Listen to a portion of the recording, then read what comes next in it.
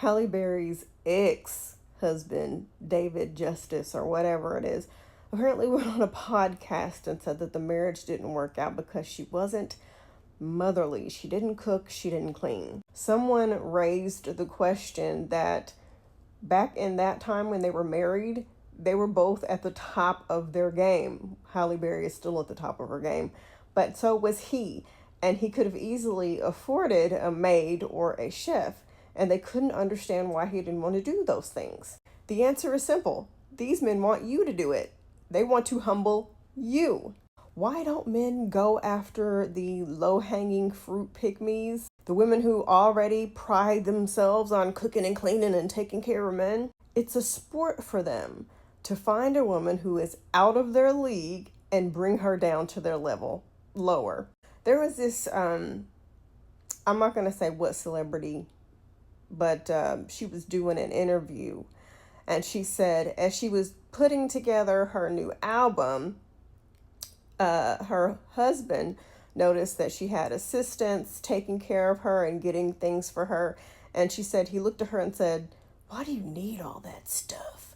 So she just decided to strip down and get rid of all that stuff for her album. Those of you who are artsy fartsy will think, what's wrong with that? She's going back to basics. But I see a man that's fucking jealous. He wants to see her go get her own coffee, go file her own papers to punish her. Even though David Justice was doing well at the time, men who aren't making that much money want to humble you even more. This is why I warn women, don't get me wrong, any kind of man is going to be a man at the end of the day, and men be menning, but this is why we especially cannot be dating down, because those men will drag you through hell for reals. Hell hath no fury like a jealous man. I once worked with this woman whose husband didn't have a job in years.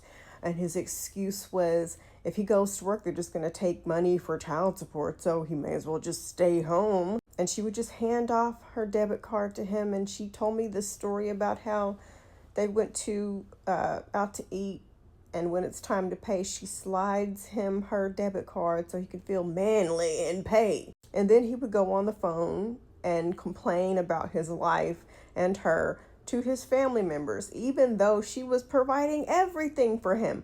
His stupid workout equipment, his dumbass video game. She even bought a new house. And that punk ass bitch still has shit to complain about? Men with a lot of money, they do it too. They pride themselves on taking a woman who is at the top of her game and turning her into a housewife who fully depends on him financially, because then he'll hold the power. They love seeing us give up our dreams. They love seeing us grovel. They love being able to lord and hold things over our heads. And because of patriarchal conditioning, we'll give up our careers, we'll give up our dreams.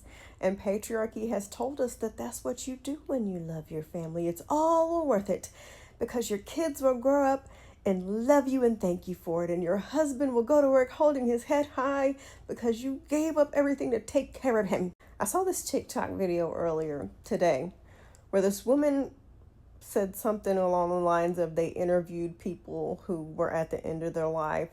And when they asked women what did they regret the most, it was giving up their dreams and not living their dreams. They didn't say, I wish I would have spent more time with family or anything. They said giving up their dreams, not going after their dreams. Listen, I love my children.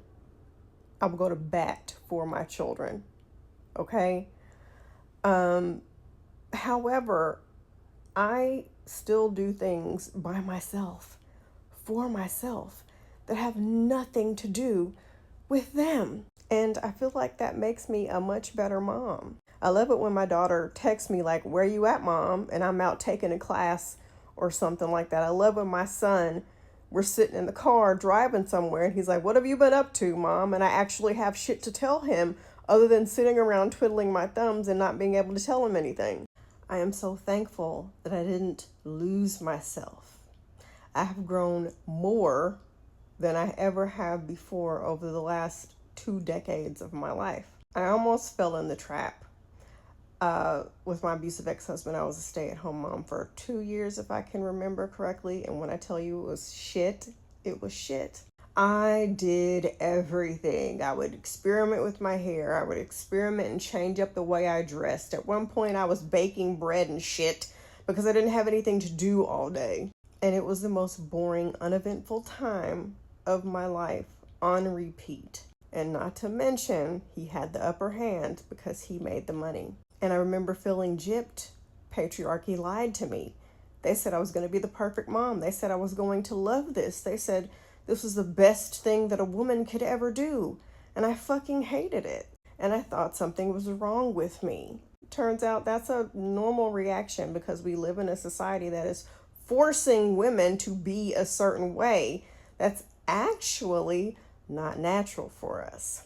In just about every single relationship and married couple that I have encountered in my entire life, I can literally look at them and see which one gave up their dreams for who. And it's always been the woman.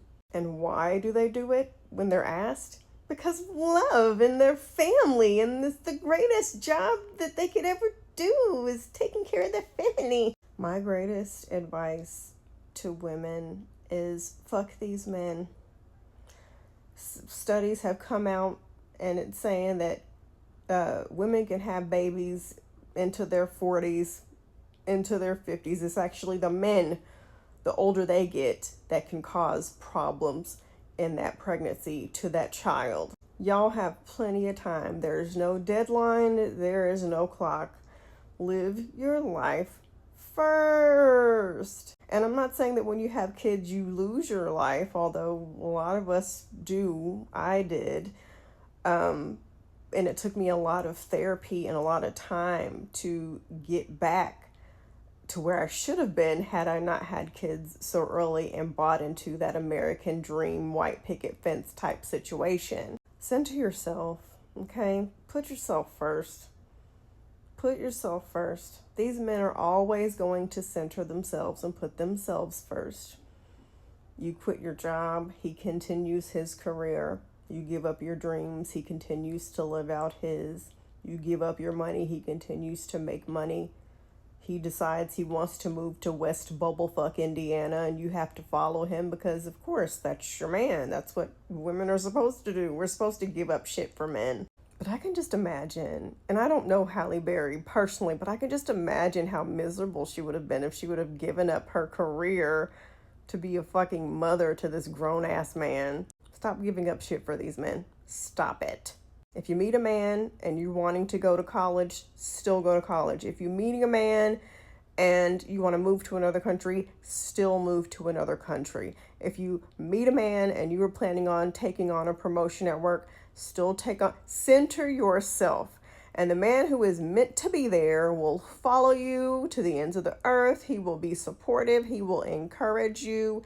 He will not try to bring you low and humble you. Center yourself.